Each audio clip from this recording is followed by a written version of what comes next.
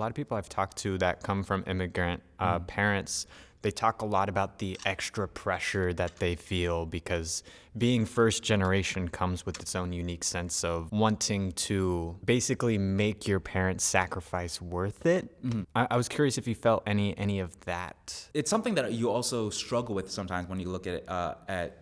Again, I'm only talking about myself. Of course. I look at some of the things I've done and some things I didn't do, and then I compare it to like the struggles my parents went through, and it's just like I could have done or should have done much more. I mean, my parents left their home country when they were teenagers and XYZ, and then now they have this. I feel like I'm almost wasting time because, you know, I have much more opportunities than they did. I'm not taking advantage of it. So that's something you always feel, as well as, again, each culture is slightly different, but there is I think there is a little bit of everyone wanting to make their parents and family proud. And let's face it, being in a industry like acting, it's not one that happens often. People always say, oh, this guy's an overnight success. No, he's not an overnight success. He took 10 years. Jen Fischer, who is Pam from The Office, she moved. Yes, I loved that book. She went for her undergrad in acting in, I forgot what state she's from, Minnesota?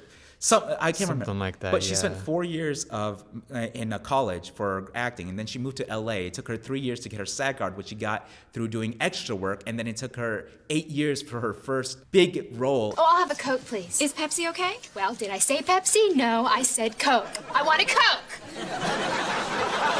And then 10 years before she got the Pam in The Office. I have so many people to thank for this award.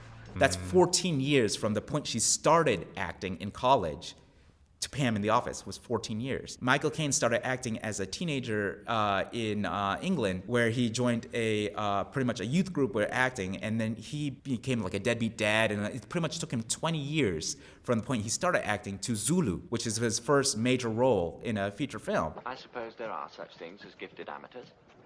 We can cooperate. Emma Stone, you know, people know her from like Easy A, and she's big everywhere, but she moved to LA, I think when she was 16. Something like that, and she didn't get Easy A until she was like 27. One thing Denzel Washington says all the time is, hey, you stick around the barbershop long enough, you're gonna get a haircut. If you just keep working hard and keep moving in the right direction, eventually something's gonna give. Yeah. And I think that brings up a lot about people's misinterpretation sometimes of luck. Because I think a lot of people will assume, oh, you have to just be blatantly lucky for any success to come your way. And in a lot of ways, yes, but in a lot of ways too, luck is something that's very predictable.